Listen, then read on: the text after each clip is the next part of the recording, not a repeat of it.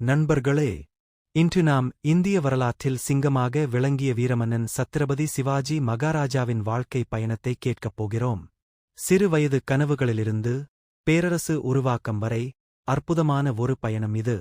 சின்னக் குழந்தை சிவாஜி சிவனேரி கோட்டையில் தாலாட்டில் இருந்தபோது அவரின் தாய் ஜீஜாபாய் பாசத்தோடு புன்னகைத்தார். இரவு நேரங்களில் எண்ணெய் விளக்கின் வெளிச்சத்தில் ஜீஜாபாய் சிவாஜிக்கு வீரக்கதைகள் சொல்லிக் கொடுத்தார். சிறிது நாள் கழித்து சிறிய சிவாஜி மரத்தால் செய்யப்பட்ட வாளுடன் கோட்டை முற்றத்தில் விளையாடத் தொடங்கினார். அப்போது படைவீரர்கள் வாள் பயிற்சி செய்வதை ஆர்வமாக பார்த்து தனது மனதில் ஒரு கனவு விதைக்கப்பட்டது, ஒரு நாள் நானும் பெரிய வீரராக வேண்டும்.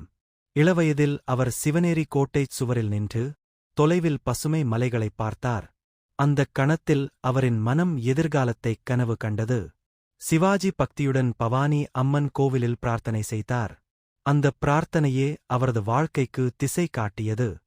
தாய் ஜீஜாபாய் சிவாஜிக்கு உண்மையான வாளை அன்புடன் கொடுத்தார். அந்த நொடியில் அவர் போராளியாக மாறினார். அவர் தனது நண்பர்களுடன் கூடி கோட்டைகளை கைப்பற்றுவது பற்றி திட்டமிட்டு தரையில் விரித்த வரைபடத்தை ஆராய்ந்தார். ரகசியமாக குதிரையை பயிற்சி செய்து வேகமாக பாய்ந்து செல்லக் கற்றுக்கொண்டார்.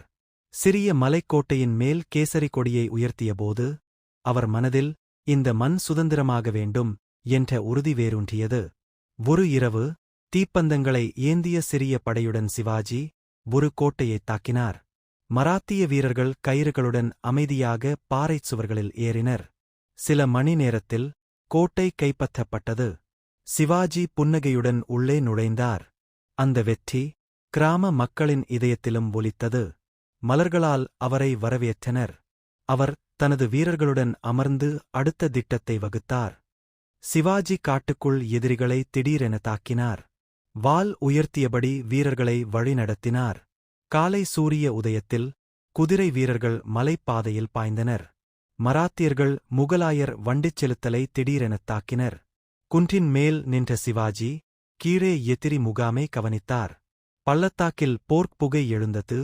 ஆனால் சிவாஜியின் கேசரி கொடி பெருமையாக பறந்தது.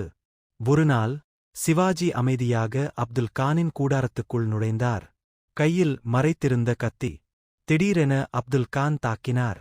ஆனால் சிவாஜி புலி நகத்தால் எதிர்த்து தன்னைக் காத்துக் கொண்டார். அதன்பின் அவர் எதிரி காவலர்களை வெட்டி வீழ்த்தினார். வெளியே மராத்தியர்கள் அப்துல் கானின் படையைக் கலைத்தனர். சிறிது நேரத்தில் உயிர் பிழைத்த சிவாஜி தனது வாளை உயர்த்தி வெற்றியை அறிவித்தார். முகலாயர் படைகள் யானைகளும் பீரங்கிகளும் உடன் மார்ச் செய்தன. மலைக்கோட்டையின் மேல் நின்ற சிவாஜி அந்தப் படையை நோக்கினார். போரில் முகலாயர்களும் மராத்தியர்களும் கடுமையாக மோதினர். குதிரை மீது ஏறிய சிவாஜி தனது வீரர்களைத் தூண்டினார். இறுதியில் மராத்திய கொடி கோட்டையில் பறந்தது. முகலாயர் படை பின் ஒதுங்கியது. ஒருநாள் சிவாஜி அவுரங்கீப்பின் அரண்மனை மன்றத்தில் நின்றார். முகத்தில் தைரியமெனும் தீ. ஆனால் விரைவில் அவர் காவலில் வைக்கப்பட்டார். வீட்டுச் சிறைவாசத்தில் அமர்ந்து தப்பிக்கத் திட்டமிட்டார்.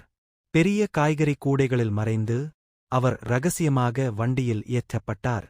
மராத்திய வீரர்கள் அவரை மீண்டும் சந்தித்தபோது மகிழ்ச்சியின் கண்ணீர் பொங்கியது. ராயகட் கோட்டை மலர்களாலும் கேசரி கொடிகளாலும் அலங்கரிக்கப்பட்டது.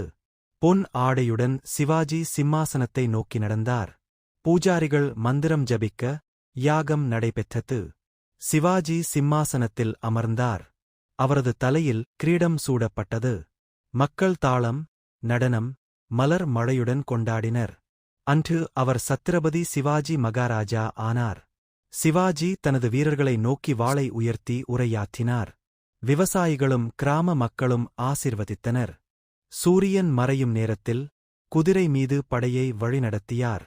இன்று கூட ராயகட் கோட்டையில் அவர் குதிரை மேல் இருக்கும் சிலை பெருமையுடன் நிற்கிறது. காற்றில் கேசரி கொடிகள் பறக்க பின்னால் சூரியன் மறையும் காட்சி சிவாஜியின் சுதந்திர கனவுகள் என்றும் அழியாது என்பதற்கு சின்னம்.